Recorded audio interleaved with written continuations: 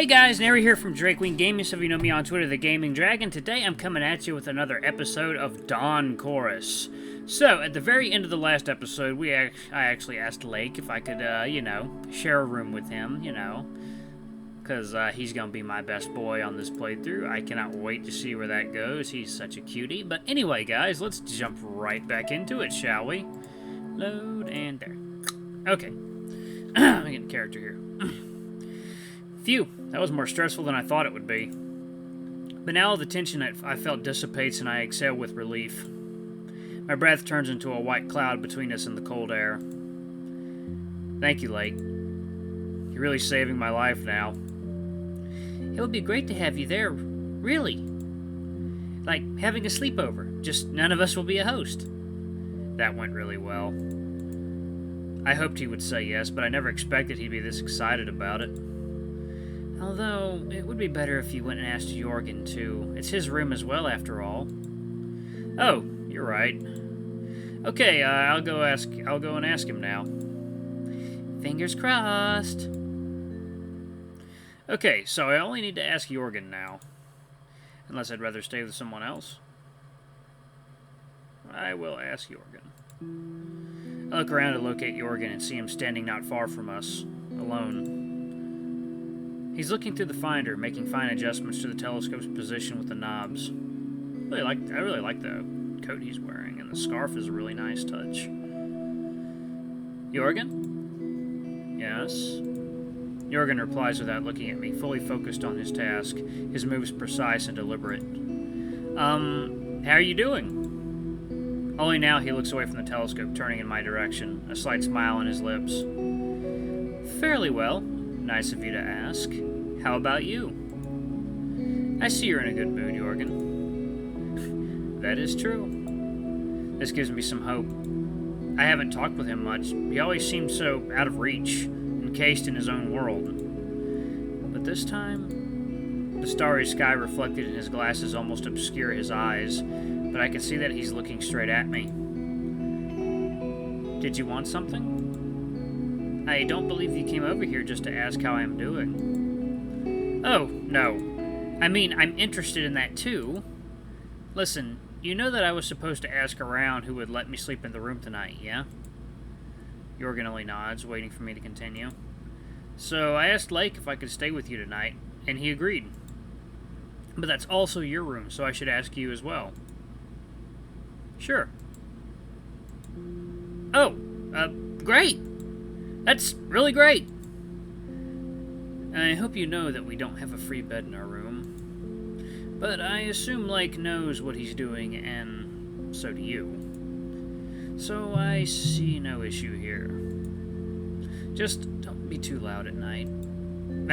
Wait, what do you think we are going to do there?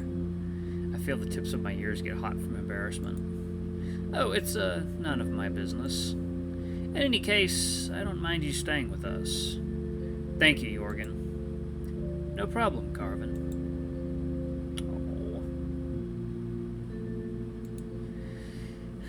Oh. Okay, it looks like our time here is up. Thank you all for attending the lesson. I hope you enjoyed it, and maybe even gained a new passion.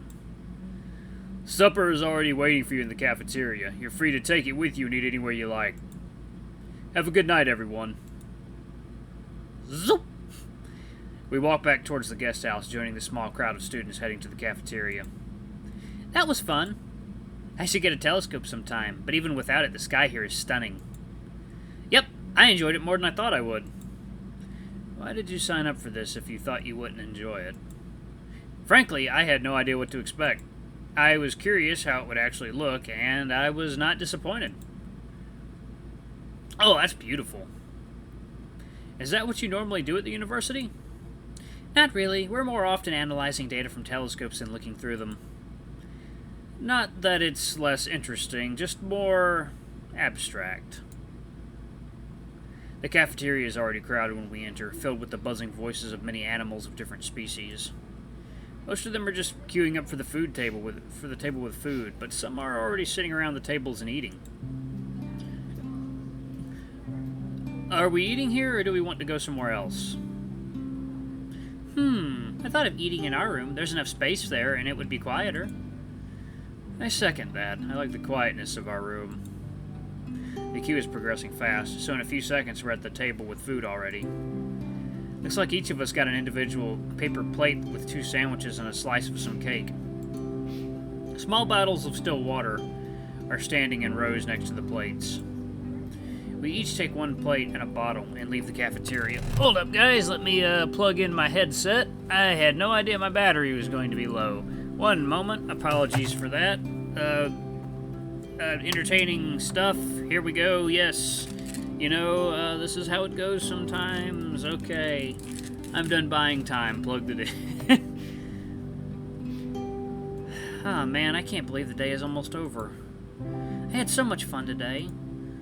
And I'm glad I have you here with me. Suddenly, Lake wraps his arm around my shoulder, pulling me closer.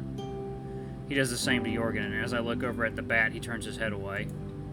For a moment, I thought I saw him blushing, but that can't be true, right? Oh god, is this going to be like a 3-way relationship? I could possibly see it turning into that. I don't know if they'll let you do that, though.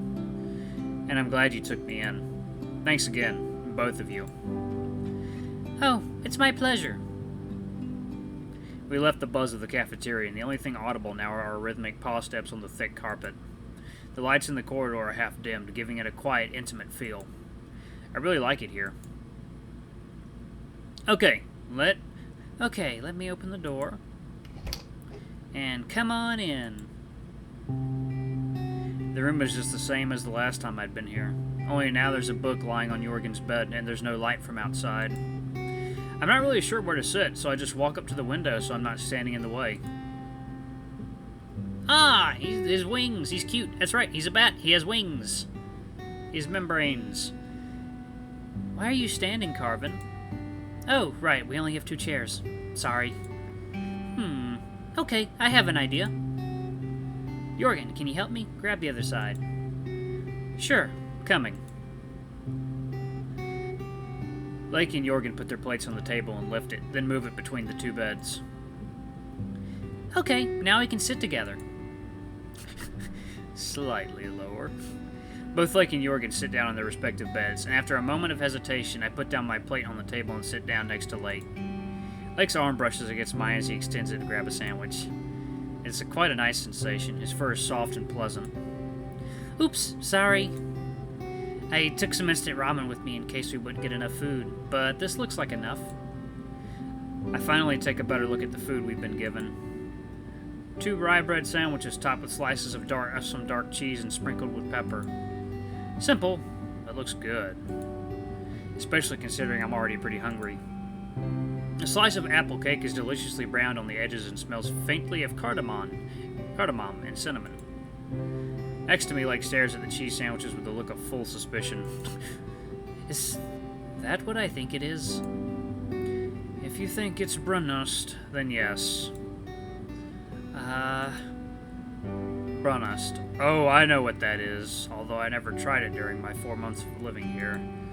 It's supposedly a local delicacy, and I've seen it in stores, but somehow never felt like buying an ingredient I'm not familiar with. It looks like a darker cheese and is served in the same way, but it's pretty different from it. Is it bad? I've never had it before. I hate it. Try it, Carvin. You might like it. I take a bite of the sandwich, not really knowing what to expect, but trying to stay open-minded. It's sweet, but savory, and salty too. Oh, I like that. Kinda nutty, but has an aftertaste similar to caramel? Overall, not bad. Much different from cheese, though. I'm glad I got a heads up from Lake, though. If I'd expected the taste of cheese, I'd be pretty surprised. Hey, this is pretty good. Maybe I wouldn't eat it every day, but it's interesting. Whatever floats your boat, man. This apple cake is so good, though. I wouldn't mind having another slice. Or 2, or 4. I haven't finished the sandwiches yet, but the pleasured look on Lake's face is enough to convince me to have a bite now. The sweet and tart flavor of ripe apples fills my mouth. Oh, it really is good. The crust is perfectly baked and crumbles easily, and the hint of cinnamon enhances the flavor. Oh yeah, you're right, this is heavenly. Jorgen looks at the 2 of us curiously, slowly munching away at his sandwich. Guys, you know it's just food, right? You two look like you're having a simultaneous orgasm. This is both funny and slightly unnerving. Lake, please tell me you're not doing anything to Carvin right now. What? No! Jorgen, where did you even get that idea? Oh, calm down. I'm just joking. I'm going to try that cake now. Maybe it really is this good and will blow me away. He grabs a slice and takes a small bite, chewing it for a while. Then, it's good. And that's it? That's it. Then can I have the rest? Jorgen extends his other paw across the table and gives Lake a bap on his snout. I said it's good. I'm having the rest.